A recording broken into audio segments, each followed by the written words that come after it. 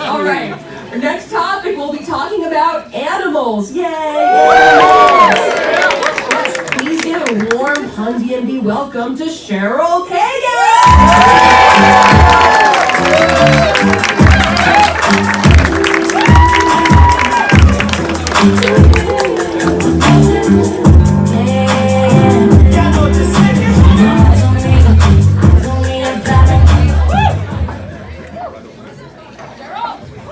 Good evening. So I'm Cheryl Kagan, and when I'm not competing in a pun contest, I'm a senator. No, really, I'm a senator. So I'd be lying if I didn't say that I'm kind of carrying some pride about it, but let me tell you, it can be a zoo sometime. Well, I'm gonna tell you a little bit about it. So first, Maryland is a bicameral legislature. So that means we have a Senate and a House, right? And we're in session for 90 days each year, and we're kind of in a foxhole together. Not a lot of time for monkeying around. So each year we have hundreds of bills that are introduced, like a lizard of bills. And they come to my committee, and we have hours and hours of hearings each day, which can be a total bore. And then my chair makes up the list that we're going to vote on, kind of a rooster of the bills that we're voting on. And we debate for a while, and then as vice chair, it's my job to macaw for the vote. And when my chair isn't there, I try to emulate his priorities, because mostly I know what he wants to give. So one of my big bills this past year was outline the declawing of cats. So we had about a dozen Republicans in the Senate, and they kind of thought that they were hoping that I was kidding with this bill. And they thought it would be a catastrophe for the state. But luckily, the Democratic majority was feline pretty strongly that we had to pass that bill right meow.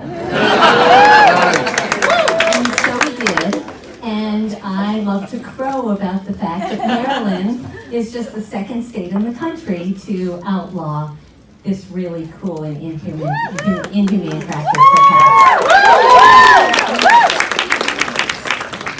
So then the bill goes from the committee to the Senate floor, and we are there for a long time. Now things can move pretty quickly, kind of rat-a-tat-tat. You know, maybe I shouldn't use that phrase, because we just outlawed ghost canoes this year. Oh, that's a typo, ghost guns. Yeah. So the NRA went ballistic about that. We did a lot of other bills. So we were debating what time, at what age, a gorilla ought to be able to marry, right? And it started when 12-year-old Susie and Jack eloped.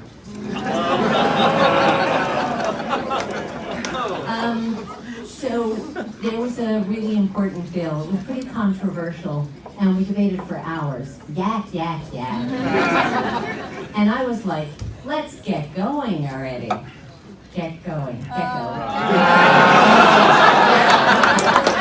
I think I wouldn't need an explanation. So there was one of my colleagues who really wanted to duck on this issue. And he was feeling sheepish about that, and the advocates were crying foul. And ultimately, when the votes went up on the board, it was a tie. Grrr. Technology has changed things in the Senate. You ought to come visit me in Nashville sometime.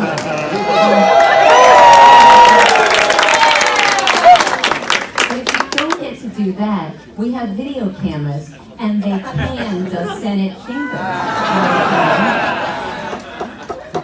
One of the challenges with being on the Senate floor, you're there for a long time and need the caffeine and stuff, so I tend to be drinking 2 cans of Diet Koala. And you don't want to miss a vote, obviously, but sometimes you have to go to the bathroom. When it comes to the budget, that's the biggest bill we do each year, and that's really about sometimes, Robin, Peter, to play Paul or Paula.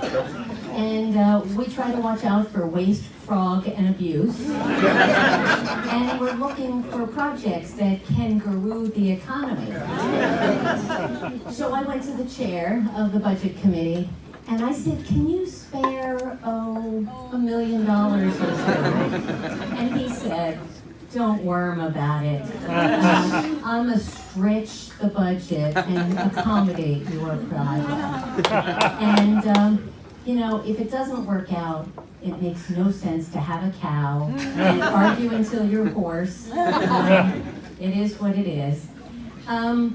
So, briefly, it's not just legislators in the General Assembly.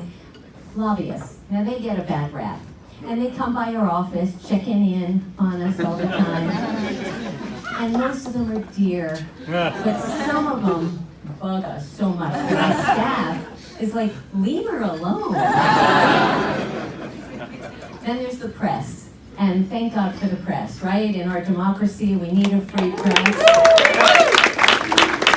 So they're always fishing around looking for a story.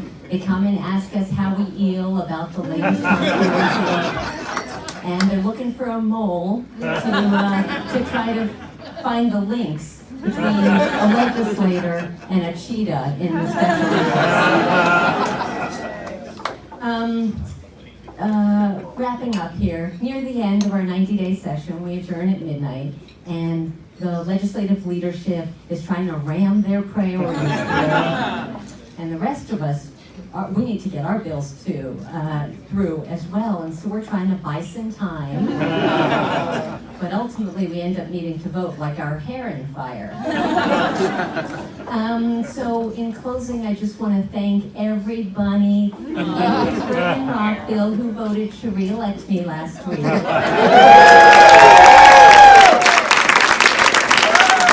And the rest of you have the opportunity to vote for me tonight. Because it's all about this endangered species, the honey senator.